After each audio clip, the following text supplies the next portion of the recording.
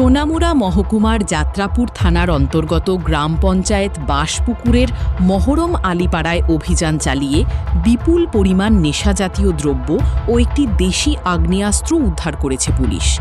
এ ঘটনায় আক্তার হোসেন বয়স ২৪ নামে এক যুবককে গ্রেপ্তার করা হয়েছে। ঘটনা প্রসঙ্গে যাত্রাপুর থানার ওসি পার্থনাথ ভৌমিক জানান, ১৮ জুন গভীর রাতে গোপন সূত্রে খবর আসে যে মহরম আলীপাড়ার বাসিন্দা আক্তার হোসেনের বাড়িতে অবৈধভাবে নেশাজাতীয় দ্রব্য এবং একটি আগ্নেয়াস্ত্র মজুদ রয়েছে।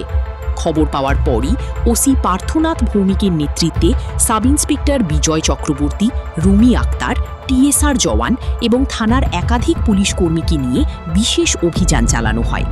রাত প্রায় ৩টে নাগাদ অভিযানে আক্তার হোসেনের বাড়িতে তল্লাশি চালিয়ে তার বসতঘর থেকে একটি প্লাস্টিকের ড্রামে রাখা ২০ কেজি ৫০০ গ্রাম শুকনো গাঁজা, ২০ বোতল এসকাফ সিরাপ এবং একটি দেশি বন্দুক উদ্ধার করা হয়।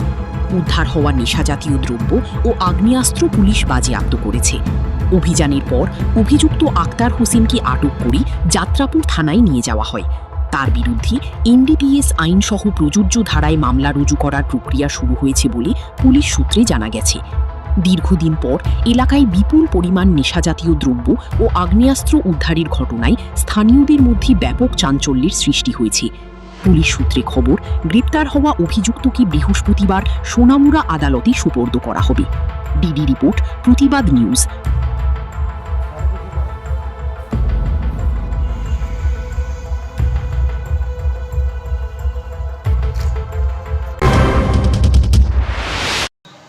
আজকে ভোর তিনটার সময় আমাদের কাছে একটা ইনফরমেশান আসে যে কিছু কন্ট্রাব্যান্ড উইথ আর্মস এক জায়গায় স্টোর আছে বাঁশপুকুর এরিয়াতে।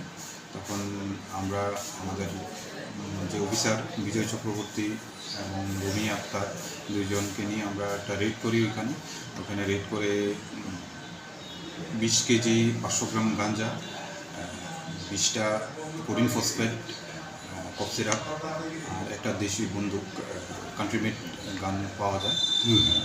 এগুলো আমরা সিজ করি এবং একটা স্পেসিফিক এনডিপিএস কেস রেজিস্টার হতো।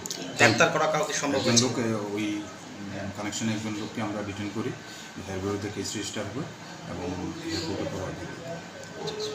আচ্ছা, তাকে আজকে কোর্টে পাঠাবে? আজকে কোর্টে পাঠাবে। ঠিক আছে।